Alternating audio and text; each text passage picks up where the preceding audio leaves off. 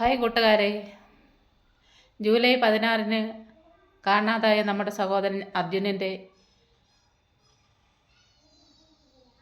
അതൊരു ചോദ്യചിഹ്നമായി നിൽക്കുമായിരുന്നു. അതിനൊരു അവസാനം ഉണ്ടായിരിക്കുകയാണ്. അർജുൻ്റെ ലോറി കണ്ടെത്തി. ഗംഗാവലി പുഴയിൽ നിന്നും 12 കിലോമീറ്റർ ആഴത്തിലായിരുന്നു അത് കണ്ടെത്തിയത്. ലോറി ഉടമ മനാഫും അർജുൻ്റെ സഹോദരി ഭർത്താവും അത് തിരിച്ചറിഞ്ഞു. അതിനുള്ളിൽ അർജുനൻ്റെ മൃതദേഹ ഭാഗങ്ങളുണ്ടെന്നാണ് പറയുന്നത്. അത് ബോട്ടിലേക്ക് മാറ്റിയെന്നും പറയുന്നു. എന്തായാലും അന്ന് ഇതുപോലുള്ള തെരച്ചിൽ അന്ന് നടത്തിയിരുന്നു എങ്കിൽ ഒരു പക്ഷേ നമ്മുടെ സഹോദരനെ നമുക്ക് നഷ്ടപ്പെടത്തില്ലായിരുന്നു. ഇന്ന് 72ാമത്തെ ദിവസമാണ്. 71 ദിവസം കഴിഞ്ഞ് 72ാമത്തെ ദിവസമാകുന്നു.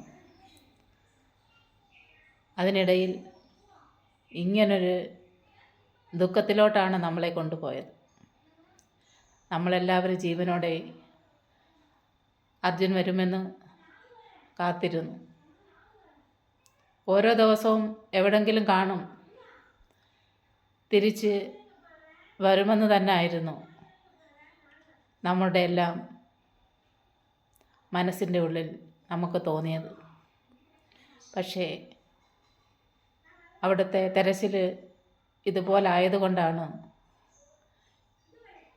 ഈ ഒരു ദയനീയാവസ്ഥയിൽ നമ്മുടെ സഹോദരനെ നമുക്ക് കിട്ടേണ്ടി വന്നത്.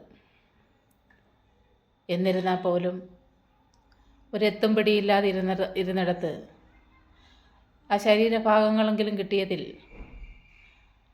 അതിന് വേണ്ടുന്ന ഓരോന്ന് ചെയ്യുവാനും കർമ്മങ്ങൾ ചെയ്യുവാനും ആ കുടുംബത്തിന് സാധിക്കും. അല്ലാതെ കിട്ടിയില്ലായിരുന്നെങ്കിൽ നമ്മളെല്ലാവരും ഒരു എത്തും പിടിയില്ലാതിരുന്നേനെ.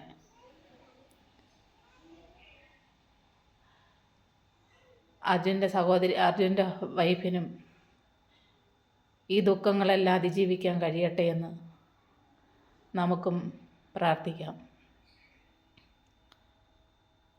എന്തായാലും കണ്ടുപിടിച്ചല്ലോ. അന്നേ ആയിരുന്നെങ്കിൽ ഒരു പക്ഷേ ജീവനോടെ നമുക്ക് കിട്ടുമായിരുന്നു.